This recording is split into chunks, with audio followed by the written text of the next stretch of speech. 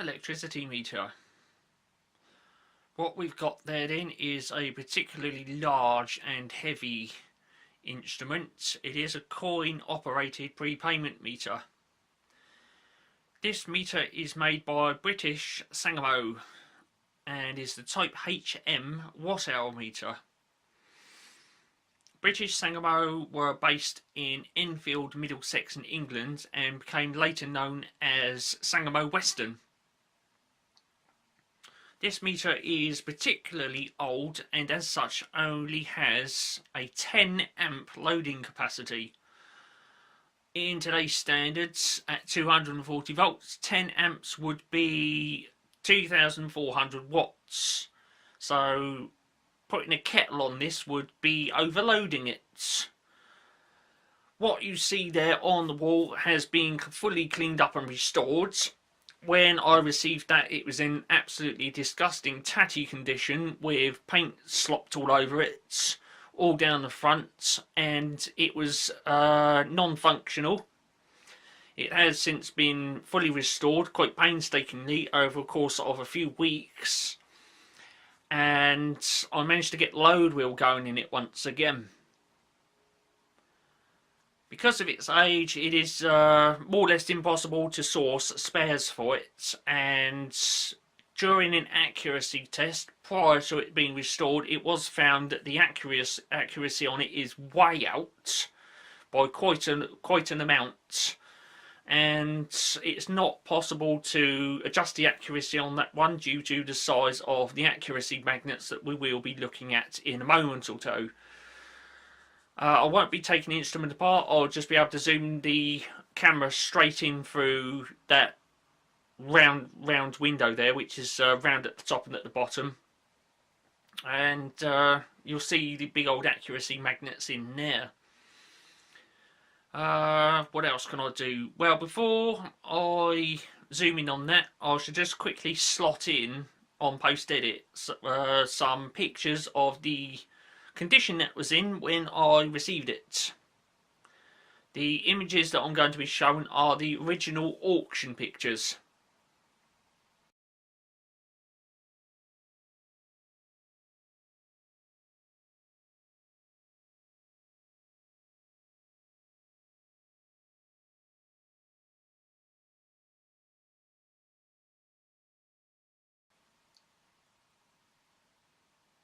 So there we are then. As you can see, that was in a disgusting tatty condition when I received it, and now it's fully cleaned up, restored, back as it should be, and functioning once again, albeit rather inaccurately. I will have to source another electricity meter for that. That's just moved on the wall. It's looking a bit skew-whiffed now. I had that positioned nicely on the wall and it's just slumped over one way. Well, there you go. That just goes to show you how heavy that thing is. Obviously, speaking to the right, it's just a big empty coin box, and to the left, there's the weight of those big chunky accuracy magnets. It's looking a little skew-whiffed on the wall there now. It's not nice and level as I originally set it. Before it swings any further and falls off the wall, let's zoom in on it. Okay, it's not going to fall off the wall. It's nicely secured there. The characteristics for this one then are 240 volts, 50 Hz alternation frequency. Loading capacity, as I've already said, is only 10 amps. And the revolutions per kilowatt hour on this one is 750. To date, this instrument is the fastest revving instrument in my collection. As you can see there, it says Type HM watt-hour meter, manufactured by British Sangamo Company Limited, Enfield, Middlesex, England. The number for this one, in the centre up the top there, if I can zoom in on it, is 66447422. That number is repeated above the load wheel, just there. Okay. You can see the load wheel there. And just like I said, when I said I'll zoom in and view the accuracy magnets, so you can see them there. They are large horseshoe style magnets, and there will be one to the left and one to the right. Although it looks like there's 4 of them in there, the left 2 above and below the load wheel are just basically one solid lump, and the ones to the right above and below the load wheel are again one solid lump. You can see in there is a large screw which holds on the accuracy magnets. Okay, you can see it comes from the centre of the load wheel there and then loops up over the top of that silver fixing bracket, and then it goes down underneath the load wheel and then re-emerges right about there underneath the load wheel. So it's one solid lump, and they're quite thick and go quite a distance back into that instrument, almost to the centre of the load wheel. And because of that, when the accuracy on these start to drop off, you can't adjust those. So once the accuracy goes, that's the end of it. In later instruments, they used smaller, more powerful accuracy magnets that could be adjusted so that when the accuracy did drop off, instead of having to remove the instrument from service, pull it to pieces and then insert new magnets, it could be taken back to the calibration office, adjusted, recalibrated, recertified, and then put back into service.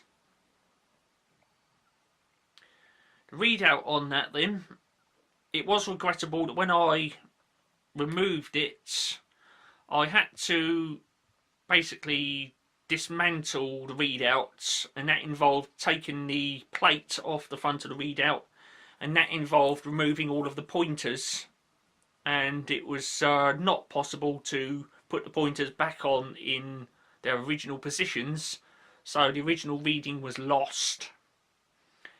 And a small unfortunate thing, as you can see there on one of the dials with the red one, during the restoration process some of the marking rubbed off. It's still sort of visible on there, but it's rather much faded now. That dial you're looking at there, that is, I believe, the 100s dial. The next one up is the 1/10ths, and then we've got 1, 10, 100 thousands, and that's it. Okay, it doesn't have a tens of thousands on this one. The next dial up then is unused units, and you can have, I believe, just over 25 units unused credit on that. The unusual thing with this is when you apply credit to it, the actual unused units scale rotates, and then that pointer has to rotate around and catch up with it, so to speak. On most other instruments, the unused unit scale stays in one position, and the pointer moves up and down as credit is applied and used up respectively. There's a little label there. It has been modified. Okay. As you can see, it says on there, this meter can be operated by using, and you can see it's got the words HILLING there. That's supposed to be shilling, but it's had another label put over the top of it where it says 1/coin. Okay, in the old pre-decimal currency, a coin which is described as a 1/coin would be a 1 shilling coin anyway. Just underneath where it says the part of the shilling coin, you can see that it says on there what looks like pence. Okay, so it says, you see it says HILLING, and then just underneath that you can sort of figure it out that it would have said pence on there, PENCE, and that would have been a 1 coin. Underneath that then we've got patent numbers. Okay, just there. Patent numbers are 346282, 347794. We've got 414069, 415, 721 and others, and other patents pending. And underneath it says FC for some unknown reason. I'm not quite sure what FC means. I've never figured that one out. Once again, those dials have been reset. Because this is a pre-decimal instrument, the left-hand large dial is pounds, the centre dial is shillings, and the right-hand dial is pence. Now, in the old pre-decimal system, you had 240 pennies to a pound, not 100. Because of that, if I can just move this camera over, because that rotary dial's in the way.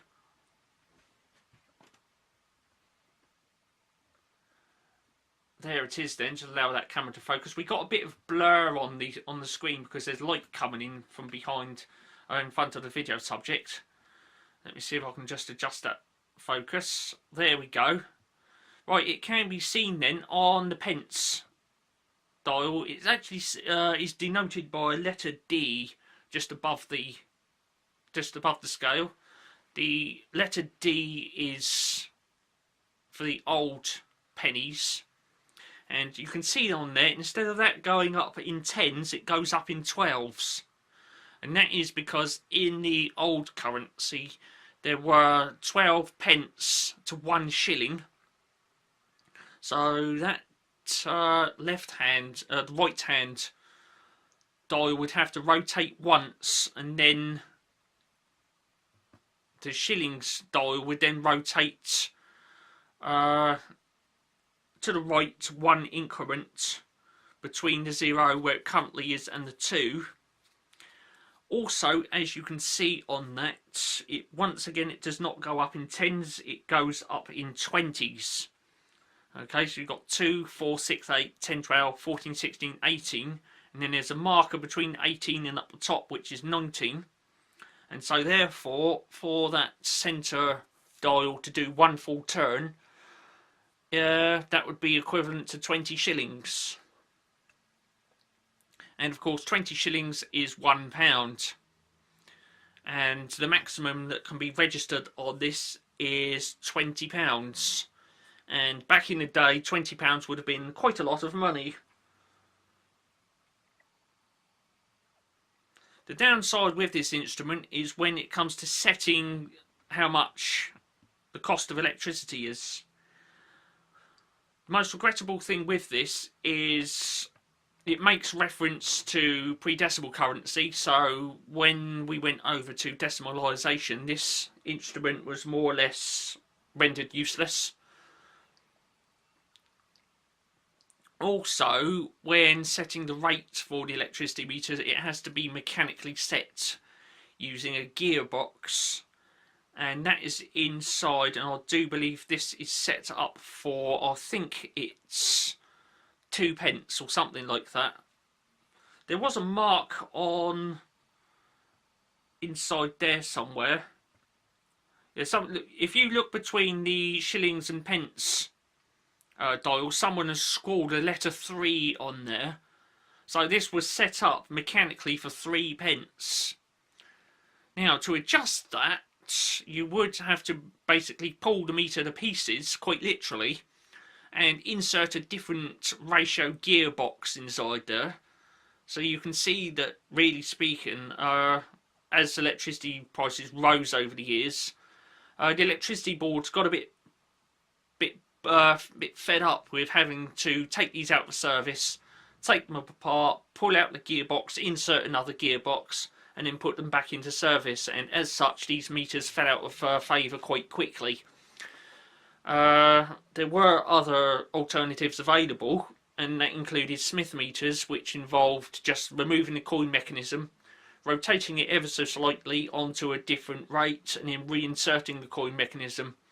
It could be done there and then with the meter in situ. It did not have to be removed, taken apart, and having a new gearbox put in it.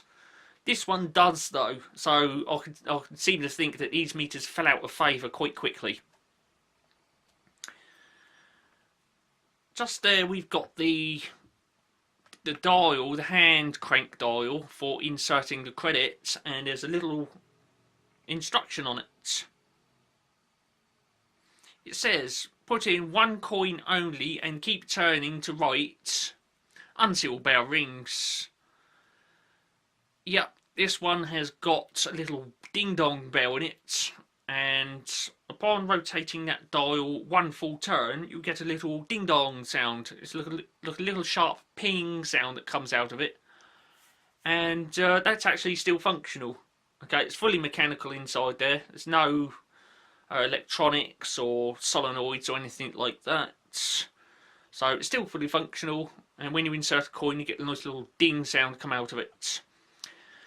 On the top, you can see the carry handle, and if I pick the camera up, the coin slot on this one is on the top there, just underneath that little flap cover. Okay, you would lift that up, and just underneath there is the coin slot. There it is, there's a little coin slot just there. And that drops closed when it's not being used to stop dust getting in there, like so. So you place your coin in there, turn that handle, and then it will drop in the coin box. Now with this instrument, just in case you inserted the wrong size coin or the coin didn't work, you would have a little reject button on the side there. There it is, a little white dot thing. That is a coin reject, and the unfortunate thing is, if you did put a wrong sized coin in there, one which you should not have put in there, and you press the reject button, even if it was a correct sized coin, if you press the reject button, you do not get that coin back. It drops into the coin box.